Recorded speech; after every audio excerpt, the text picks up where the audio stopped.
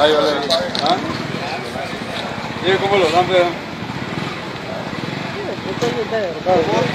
Yo sí es un amigo, ¿verdad?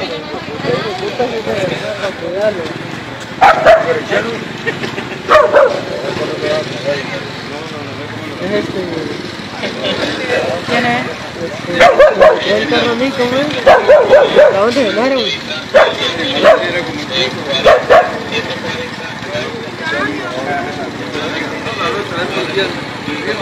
Está como anhelando la cara en el Está borracho, man. Tócalo, tócalo con ese palo al lado. Ahora él está borracho, digo. ¿Está borracho?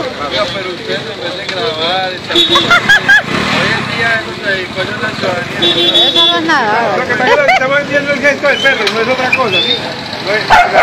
Porque sabemos de que él no se consume mucho.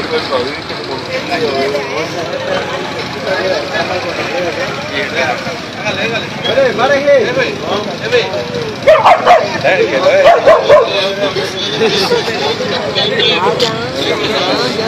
Déjelo.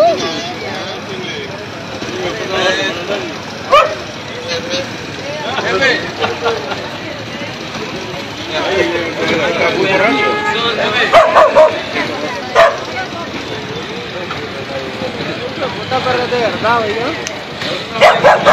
Es un amigo.